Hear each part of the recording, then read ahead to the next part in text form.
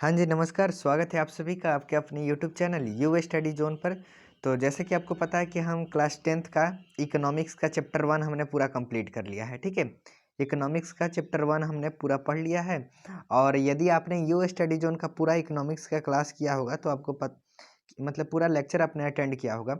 और क्लास करने के बाद आपने नोट्स बनाए होंगे, ठीक है? और नोट्स बनाने के बाद जो भी आपके बुक में जो क्वेश्चन है, ठीक है? जितने भी आपके एनसीईआरटी बुक में क्वेश्चन दिया है, उन सबको यदि आपने बनाया होगा तो आपको पता होगा कि हमने किस ढंग से पढ़ाया है। कि यदि आप हमारे पूरे लेक्चर को जितना हमने पढ़ाया है उसको पढ़ लेते हैं तो ऐसा एक भी क्वेश्चन नहीं रहेगा बुक में जो आपसे ना बने, ठीक है? बिना किसी से पूछे आप उन सारे क्वेश्चन को बना लीजिएगा, क्योंकि उन सारे चीज़ों को हमने इतना डिटेल में चैप्टर पढ़ाया है कि वो सारे चीज़ तो आपने क्लास में पढ़ा है। आपको लगेगा कि ये सब क्वेश्चन होता है, ये सब क्वेश्चन तो हमें पहले से पता है, ठीक है? मतलब हमने पूरा इकोनॉमिक्स को ब्रीफ मतलब डिटेल में पढ़ा है और एक भी चीज़ नहीं छोड़े हैं। इसलिए अभी से यदि आप पूरा डिटेल में चीज़ों को पढ़ते हैं तो आपके बोर्ड एग्जाम में कहीं से भी क्वेश्चन पूछेगा किसी भी चैप्टर से तो आपसे एक भी क्वेश्चन नहीं छूटेगा। और आप बोर्ड एग्जाम में सबसे अधिक नंबर ला पाइएगा, ठीक है? तो इसी सेशन में हमारा चैप्टर 1 कंप्लीट हो गया था और टेलीग्राम पर हमने एक पोल रखा था जिसमें बच्चों से हमने पूछा कि अब अर्थशास्त्र का दूसरा चैप्टर स्टार्ट किया जाए या भूगोल स्टार्ट किया जाए। तो 60% बच्चों ने वोट किया किसके लिए? भूगोल के चैप्टर 1 के लिए। तो आज हमने स्टार्ट किया है भूगोल, ठीक है? तो भूगोल में आज देखिए, भूगोल में हम लोग आज पढ़ेंगे क्लास 10th का भूगोल का चैप्टर 1, जिसका नाम क्या है? भारत संसाधन एवं उपयोग, ठीक है? यही आपका भूगोल का बुक है क्लास 10th का और यह ओरिजिनल बुक है, ठीक है? इसके अलावा आप जितने बुक देखते हैं मार्केट में वो सभी क्या है? इसी के तर्ज पर भारतीय भवन हो गया या फिर कोई भी भवन हो गया, इसी के तर्ज पर छापा जाता है। लेकिन एग्जाम में जो क्वेश्चन आते हैं वो इसी बुक से आता है, ठीक है? तो इस बुक का जो चैप्टर 1 है ना, इस पर थोड़ा आप लोग गौर कीजिएगा। चैप्टर 1 से अधिकांश क्वेश्चन पूछे जाते हैं, ठीक है? और चैप्टर 1 बहुत बड़ा चैप्टर है, ठीक है? यह लगभग 1 से लेकर के पेज नंबर 1 से लेकर के पेज नंबर 126 तक चैप्टर 1 है, ठीक है? तो यह चैप्टर बड़ा है, आपको घबराना नहीं है। मुझे पता है मैं किस तरह पढ़ाना है। सारी चीज़ें आपको डिटेल में कवर करवाई जाएँगी, बस थोड़ा-सा वीडियो लेक्चर ज़्यादा होगा, कोई दिक्कत नहीं। बस आपको क्या करना है, डेली का बेसिस पर क्लासेस करना है, कोई भी क्लास छोड़ना नहीं है। चैनल को सब्सक्राइब नहीं किया तो सब्सक्राइब करके बेल आइकन दबा लीजिएगा, क्योंकि जब भी क्लास आएगा आपको नोटिफिकेशन मिल जाएगा और आपका कोई भी क्लास छूटेगा नहीं, ठीक है? तो इस सेशन में हमारा जो जो हमारा फर्स्ट चैप्टर है उसका क्या नाम है? फर्स्ट चैप्टर का नाम है भारत संसाधन एवं उपयोग, ठीक है? हमारा बुक का भी यही नाम है। तो यह जो है फर्स्ट चैप्टर हमारे भूगोल का मतलब फर्स्ट चैप्टर है। तो आइए पहले हम लोग समझते हैं कि भूगोल किसे कहते हैं, ठीक है? तो देखिए भूगोल क्या है? मैंने आपको सबसे पहले में ही जिस दिन ओरिएंटेशन क्लास था उस दिन बताया था कि भूगोल क्या है? एक सामाजिक विज्ञान का शाखा है, यानी भाग है, जिसके अंतर्गत हम लोग क्या करते हैं?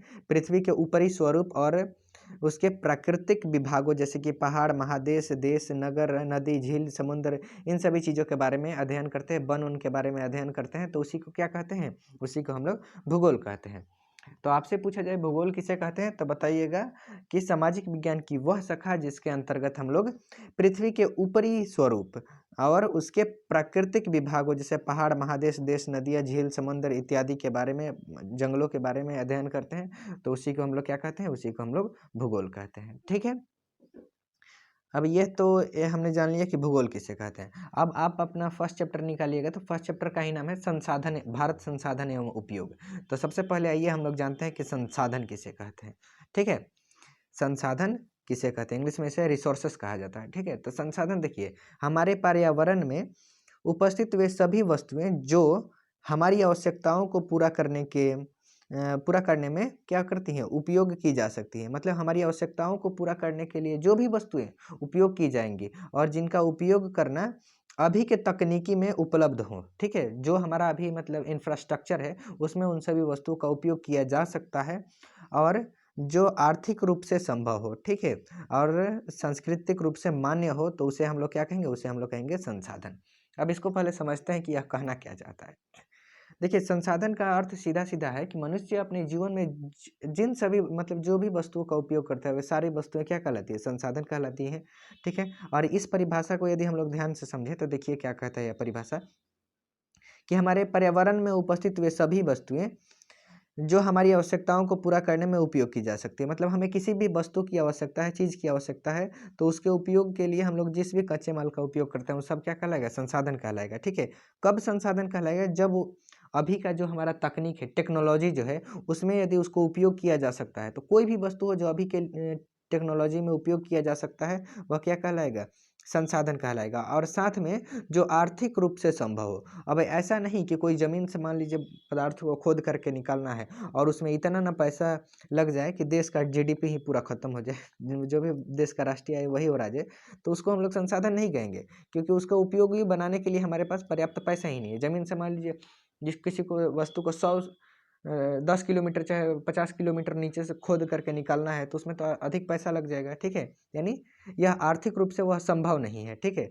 तो जो आर्थिक रूप से संभव हो और सांस्कृतिक रूप से क्या हो, माननीय हो, और साथ में जो क्या हो, अभी का जो प्रेजेंट में जो हमारे पास टेक्नोलॉजी है, उस टेक्नोलॉजी में जिसका उपयोग किया जा सकता है, तो उस वस्तु को हम लोग क्या कहेंगे? संसाधन कहेंगे। अगर इतना बड़ा ये वाला परिभाषा आपको समझ में नहीं आया, तो कोई दिक्कत नहीं, आपके लिए शॉर्टकट में यहाँ पे एक परिभाषा है, यह भी आपके लिए मतलब उपयोगी होगा बोर्ड एग्जामिनेशन के लिए, ठीक है। देखिए, मनुष्य के जीवन में उपयोग में आने वाली वे सभी वस्तुएं संसाधन कहलाती है। मतलब मनुष्य अपने जीवन में जिन जिन वस्तुओं का उपयोग करता है, वे सारी वस्तुएं क्या कहलाती है? संसाधन कहलाती हैं, ठीक है। संसाधन भौतिक भी हो सकता है, जैविक भी हो सकता है, ठीक है।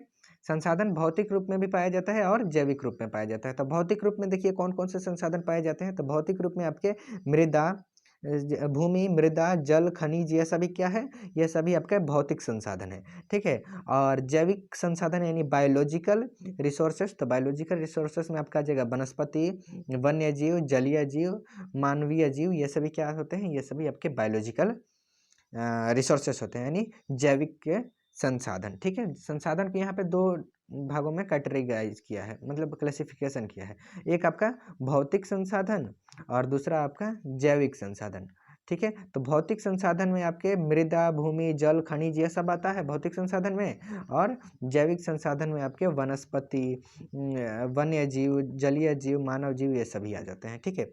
अब संसाधन यही भौतिक संसाधन और जैविक संसाधन ही नहीं आता, संसाधन के बहुत सारे प्रकार होते हैं, उसको हम लोग आगे डिटेल में समझेंगे। अभी के लिए फिलहाल इतना ही आप समझिए, ठीक है। अब देखिए, उसके बाद नेक्स्ट पॉइंट है कि हम भौतिक एवं जैविक दोनों पदार्थों को तकनीकी के सहारे उपयोग बना सकते हैं, ठीक है। मतलब कोई भी पदार्थ हो, ठीक है, वो भौतिक पदार्थ हो, ठीक है, एक सेकंड, भौतिक पदार्थ हो या जैविक पदार्थ पदार्थ हो, दोनों को हम लोग क्या करते हैं? तकनीकी के सहारे ही उपयोगी बना सकते हैं। तो कोई भौतिक पदार्थ हो या जैविक पदार्थ हो, यदि उसको तकनीकी के सहारे हम लोग उपयोगी बना पा रहे हैं, तो उसको क्या कहेंगे? उसको संसाधन कहेंगे। और यदि किसी पदार्थ को मतलब भौतिक या फिर रासायनिक या फिर जैविक पदार्थ को उपयोगी बनाने लायक हमारे पास तकनीक नहीं है, ठीक है। कोई भी पदार्थ मान लीजिए, यदि उसको उपयोगी बनाने लायक हमारे पास टेक्नोलॉजी नहीं है, तो उस पदार्थ को हम लोग क्या कहेंगे? उस पदार्थ को हम लोग संसाधन नहीं कहेंगे, ठीक है। जिस पदार्थ को उपयोगी बनाने के लिए हमारे पास अभी मौजूदा तकनीकी है, मतलब हमारे पास जो अभी टेक्नोलॉजी है, उस टेक्नोलॉजी का उपयोग करके हम यदि किसी संसाधन का उपयोगी बना पा रहे हैं, तो उसी को संसाधन कहेंगे। और यदि उपयोगी उस तकनीकी में नहीं बना पा रहे हैं, तो उसको हम लोग संसाधन नहीं कहेंगे, ठीक है। नेक्स्ट पॉइंट है हमारा कि जब पर्यावरण में मानव द्वारा जनप्रिय तकनीकी का उपयोग किया जाता है, तब सभ्यता विकसित होती है। मतलब जब पर्यावरण में क्या करता है? मानव, मनुष्य के द्वारा जनप्रिय मतलब लोगों को कल्याण के लिए कोई किसी तकनीकी का उपयोग किया जाता है, तब क्या होता है? तब नए सभ्यता का विकास होता है, ठीक है। जैसे कि अब तकनीकी के तौर पर देखा जाए तो अभी बहुत समय पहले जाइए तो आग नहीं था, ठीक है। आदि मानव क्या किए? पत्थर से पत्थर रगड़ करके क्या किए?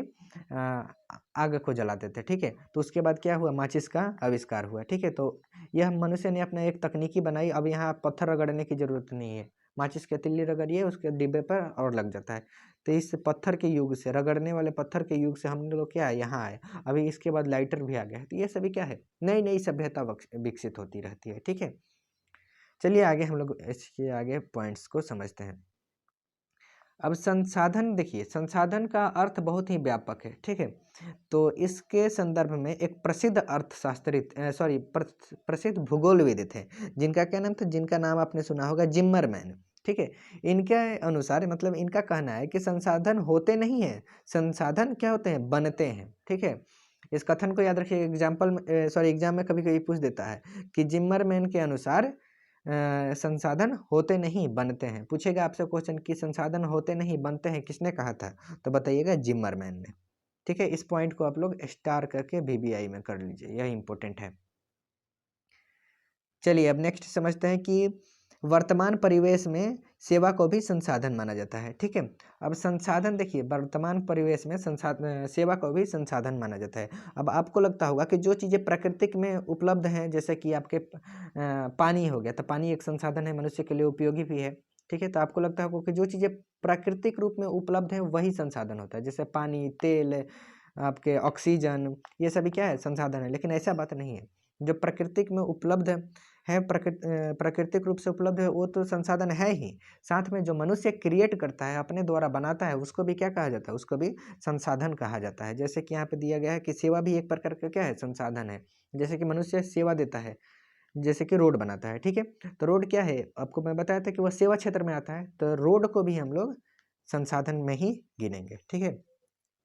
उसी पॉइंट को यहाँ पे आपको बताया गया है। चलिए नेक्स्ट बात आता है कि अब इसके अलावा सेवा को तो हम लोग संसाधन मानते ही हैं, साथ में कोई यदि गायक है, कवि है, चित्रकार है, चित्रकार अपने क्रियाकलाप से यदि धन अर्जन करता है और स्वयं को संतुष्ट करता है, तो उसको भी क्या कहा जाता है, उसको भी संसाधन कहा जाएगा। तो इस प्रकार कवि की जो कविता रचना हुई, ठीक है, कवि की कविता रचना, चित्रकार की चित्रकारी और गायक की गायकी, यह सब क्या है, संसाधन है। संसाधन के मतलब क्या हुआ, जो मनुष्य के लिए उपयोगी हो उसे संसाधन कहेंगे। तो कवि जो कविता रचता है उपयोगी है, मनुष्य हम लोग सुनते हैं, अच्छा लगता है, यानी हम लोग के लिए उपयोगी है, तो यह कविता भी क्या हो गई, संसाधन हो गया। कोई पेंटर है, वह कोई चित्र बनाता है, ठीक है, आर्टिस्ट चित्र बनाता है, तो वह आर्टिस्ट भी बिकता है, उससे पैसा मिलता है, तो वह भी क्या हो गया, संसाधन हो गया। कोई गायक है, गाना गा रहा है, तो यह दो प्रकार से संसाधन हो गया। एक तो मनुष्य सुनेगा तो इंजॉय करेगा, ठीक है, तो इस संदर्भ में भी संसाधन हो गया। और उस गाने को यूट्यूब पर अपलोड कीजिए, इधर उधर अलग अलग OTT प्लेटफॉर्म पर बेचा जाता है, उससे पैसा मिलता है, तो गायक की वो गायकी भी क्या हो गई, संसाधन हो गई, ठीक है। तो इस भ्रम में आप मत रहिएगा कि संसाधन जो होते हैं सिर्फ क्या होता है, प्राकृतिक रूप में ही उपलब्ध होता है, यह कथन बिल्कुल गलत है। संसाधन प्राकृतिक में भी होते हैं और साथ में बनाए भी जाते हैं, जो कि यहाँ पे जिमरमैन ने कहा भी है कि संसाधन होते नहीं है, बनते हैं। क्योंकि प्राकृतिक में तो बहुत सारी चीज़ें उपलब्ध हैं, ठीक है, और उन सारी चीज़ों को उपलब्ध हैं, ठीक है, और इसको उपयोग में लाने योग्य हमारे पास मान लीजिए तकनीकी ना रहे, तो ये सारी चीज़ें संसाधन नहीं कहलाएंगी, ठीक है। हमारे पास जो तकनीकी है, उस तकनीकी के सहारे हम जिन चीज़ों को प्राकृतिक में उपलब्ध, जिन चीज़ों को हम लोग उपयोगी बना पाते हैं, उसी को संसाधन कहा जाएगा, ठीक है। इसलिए इस संदर्भ में जिमरमैन ने कहा है कि संसाधन होते नहीं, बनते हैं, ठीक है। अब आइए, अब इसका एग्जाम्पल यदि आप समझना चाहें कि कैसे संसाधन होते नहीं बनते हैं, तो आइए समझते हैं। एग्जाम्पल के रूप में समझिए LPG, ठीक है। LPG यहाँ पे हो गया, एक सेकंड थोड़ा सा रुकिए। LPG, ठीक है, LPG क्या है, गैस है, लिक्विड पेट्रोलियम गैस, ठीक है। तो यह तो प्रकृतिक में बहुत साल पहले से भी था, लाखों करोड़ों साल पहले से LPG प्रकृतिक में है, ठीक है। तो यह तो लाखों करोड़ों साल से हम लोग इसका उपयोग नहीं ना करते थे, क्योंकि उस समय सिलेंडर नहीं था। तो बाद में क्या हुआ, धीरे धीरे हमने लोहा का सिलेंडर बनाना शुरू किया, ठीक है। इस सिलेंडर में हमने LPG गैस और सोडियम वगैरह ये सब भर करके क्या किया, इसको इकट्ठा किया, और उसके बाद हम लोग इसका उपयोग किए, ठीक है।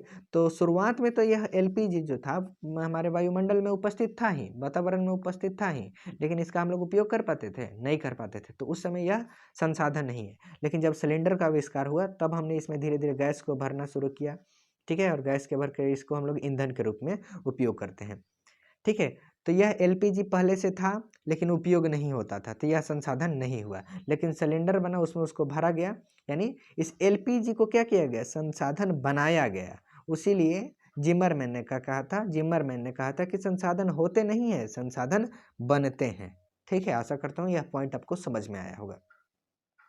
और इस बात को भी ध्यान में रखिएगा कि जो भी वस्तु मनुष्य के मतलब जो भी चीज़ें मनुष्य के लिए उपयोगी हों उन सबको क्या कहा जाता है, संसाधन कहते हैं। उसी में आपकी कविता, चित्रकारी, गायकी, गाना वाना सब आ जाएगा। यह वीडियो भी एक प्रकार का क्या है, यह वीडियो जो आप देख रहे हैं यह भी एक का संसाधन है, क्योंकि आपके शिक्षा आपको इससे मिल रही है। ठीक है, शिक्षा आपको इस वीडियो से मिल रही है ना। तो यानी शिक्षा क्या है, एक सेवा है। और आपने यहाँ पढ़ा कि वर्तमान परिवेश में सेवा भी संसाधन है। ठीक है, तो यह वीडियो भी क्या हो गई, एक संसाधन है, क्योंकि यह वीडियो आपको सेवा दे रहा है एजुकेशन का, और सेवा क्या है, संसाधन है। उस संदर्भ में यह वीडियो भी क्या हुआ, संसाधन हुआ। तो आप लोग अपने आसपास में देखिएगा कितने संसाधनों का उपयोग करते हैं, और कुछ चुनिंदा संसाधनों का आप नीचे कमेंट में जवाब दीजिएगा, कमेंट में नाम लिखिएगा। ठीक है, अब हमने यहाँ पर तो देखा कि कोई कवि है। ठीक है, तो उस कवि की क्या है, कविता जो है वह क्या है, संसाधन है। कोई चित्रकार है तो उसका चित्रकारी संसाधन है। गायक है, गायकी संसाधन है। अब ये सब कौन करता है, कोई मनुष्य करता है। ठीक है, तो मनुष्य भी क्या है, मनुष्य स्वयं में भी एक संसाधन है। अब ये यहाँ पर कुछ लोगों ने ये क्या बोल दिया भैया, तो इसको समझिए। यहाँ पर देखिए, मनुष्य जो है मतलब मानव, मानव स्वयं में भी क्या है, एक संसाधन है। क्योंकि मानव स्वयं एक संसाधन है, क्योंकि इसके पास ज्ञान है, इसके पास टेक्नोलॉजी है, जिसके सहारे वह क्या करता है, किसी वस्तु को उपयोगी बना पाता है। इसलिए क्या कहा गया है कि मनुष्य स्वयं में भी एक संसाधन है, जो कहलाता है आपका मानव संसाधन। ठीक है, मानव संसाधन। तो आपसे पूछा जाएगा कि मानव स्वयं भी एक संसाधन है, कैसे, तो बताइएगा। मानव स्वयं एक संसाधन है क्योंकि इसके पास ज्ञान तकनीकी होता है। क्या होता है, इसके पास ज्ञान तकनीकी होता है, जिसके सहारे वह किसी वस्तु को क्या करता है, उपयोगी बनाता है। ठीक है, इसलिए मानव स्वयं भी एक संसाधन है। ठीक है, अतः यह कथन बिल्कुल भी नहीं बिल्कुल गलत है। क्या, यह कथन क्या है, बिल्कुल गलत है कि संसाधन एक प्राकृतिक उपहार है। ठीक है, यह कथन क्या हुआ, बिल्कुल गलत हो गया। क्यों गलत हो गया, क्योंकि आप यहाँ देख रहे हैं कि संसाधन को हम लोग क्या कर रहे हैं, बना भी रहे हैं। तो जो लोग अब आपसे कहेंगे कि संसाधन क्या है, प्राकृतिक उपहार है, तो उनको कहिएगा कि आप जा करके अजीत भैया का वीडियो देखिए YouTube channel you study zone पर। उसके बाद आपको पता चलेगा कि संसाधन क्या है, प्राकृतिक उपहार नहीं है। संसाधन को हम लोग खुद अपने से बनाते हैं। ठीक है, क्योंकि प्राकृतिक उपहार यदि संसाधन होता तो प्रकृतिक में तो हर चीज मतलब पहले से भी मौजूद था। आदि मानव जब थे उस समय भी ये सारी चीजें उपलब्ध थी। पेट्रोल उस समय भी था, तो क्या आदि मानव उस समय इसका उपयोग करके गाड़ी चला लेते थे, उनके पास टेक्नोलॉजी ही नहीं था। तो संसाधन प्राकृतिक में उपहार मतलब इसको नहीं तब तक नहीं माना जाएगा जब तक मनुष्य उस लायक टेक्नोलॉजी विकसित नहीं कर लेता है। और मनुष्य उस लायक टेक्नोलॉजी विकसित कर लेगा, उसका उपयोग करने लगेगा, तब क्या कहा जाएगा, तब उसको संसाधन कहा जाएगा। ठीक है, चलिए अब नेक्स्ट पॉइंट देखते हैं। क्या है हमारा नेक्स्ट पॉइंट, कि संसाधन किसी भी देश की आर्थिक सामाजिक मेरुदंड होता है। ठीक है, अब किसी भी देश के लिए संसाधन क्या है, आर्थिक या सामाजिक मेरुदंड है। क्यों मेरुदंड क्यों है, मतलब मेरुदंड समझ लीजिए कि एक प्रकार से संसाधन किसी भी देश का आर्थिक रीढ़ का हड्डी होता है। जिस प्रकार आपका रीढ़ का हड्डी टूट जाएगा तो आप सीधे से बैठ भी नहीं पाइएगा, खड़े भी नहीं पाइएगा हो पाइएगा, वैसे ही संसाधन देश के लिए होता है। क्योंकि यदि किसी देश के पास संसाधन नहीं है, यानी कोई राष्ट्र जो है संसाधन विपन्न राष्ट्र है, तो वह अंतर्राष्ट्रीय दौड़ में क्या होता है, पिछड़ जाता है। इसलिए कहा गया है कि संसाधन किसी भी देश के, क्या कहा गया है, कहा गया है कि संसाधन किसी भी देश का आर्थिक और सामाजिक मेरुदंड होता है। क्या होता है, आर्थिक और सामाजिक मेरुदंड होता है। ठीक है, क्योंकि संसाधन विपन्न राष्ट्र आर्थिक दौड़ में बिछड़ जाते हैं। ठीक है, अब इसका मतलब यह बिल्कुल भी नहीं है कि जिस देश के पास प्राकृतिक संसाधन नहीं है वह मतलब जिस इसका मतलब यह बिल्कुल भी नहीं है कि प्राकृतिक संसाधन से संपन्न राष्ट्र ही विकसित होते हैं। ठीक है, कहने का अर्थ यह है कि यहाँ आपने देखा कि संसाधन किसी भी देश के क्या होता है, आर्थिक या सामाजिक मेरुदंड होता है, और जिस देश के पास संसाधन नहीं होता है वह अंतर्राष्ट्रीय दौड़ में क्या होता है, पिछड़ा रह जाता है। ठीक है, तो संसाधन यदि किसी देश के पास प्राकृतिक संसाधन नहीं है तो इसका मतलब यह नहीं है कि वह देश विकसित नहीं हो सकता है। क्योंकि इसको हम लोग एक एग्जाम्पल से यहाँ पे समझ सकते हैं कि जापान से। ठीक है, जापान एक ऐसा देश है जो प्राकृतिक संसाधनों में अत्यंत विपन्न है। ठीक है, जापान के पास पहले संसाधन थी, लेकिन जापान के जब दो शहरों नागासाकी और हिरोशिमा पर अमेरिका ने परमाणु बम फैटमैन और क्या था फैटमैन और एक लिटिल मैन, ऐसा ही करके 2 परमाणु बम अमेरिका ने गिराया। तो जब 2 परमाणु बम अमेरिका ने जापान पर गिराया, तो वहाँ के सारे प्राकृतिक संसाधन लगभग खत्म हो गई। इसलिए जापान क्या हुआ, प्राकृतिक संसाधनों में अत्यंत विपन्न है। किंतु जापान के लोगों के पास क्या है, मानव संसाधन है, उनके पास टेक्नोलॉजी है। मतलब जापान के लोगों ने अपने मानव संसाधन का अच्छा से उपयोग किया, अच्छी टेक्नोलॉजी उन्होंने विकसित किया, और उसके बाद क्या हुआ जापान आज मतलब विकसित देशों की श्रेणी में खड़ा है। तो यह कहना बिल्कुल गलत है कि जिस देश के पास संसाधन होगा वही, मतलब प्राकृतिक संसाधन होगा, वही देश क्या होगा, विकास करेगा। यह ऐसा बात बिल्कुल नहीं है, ठीक है। यदि किसी देश के पास प्राकृतिक संसाधन नहीं है तो वह अपने मानवीय संसाधन का यदि विवेकपूर्ण उपयोग करे तो विकसित देशों की श्रेणी में आकर के खड़ा रह सकता है। अब यहाँ पर ही आप देख लीजिए जापान को ही, इसका सारा प्राकृतिक संसाधन क्या हुआ, जब अमेरिका ने परमाणु बम गिराया तो सारा प्राकृतिक संसाधन खत्म हो गया। लेकिन आज भारत के पास इतने संसाधन हैं, तो भारत अभी सिर्फ बुलेट ट्रेन के फेरा में हम लोग हैं कि बुलेट ट्रेन आ रहा है, और इस जापान के पास कोई संसाधन नहीं है, फिर भी यह हाइड्रोजन ट्रेन अपने देश में लॉन्च कर दिया।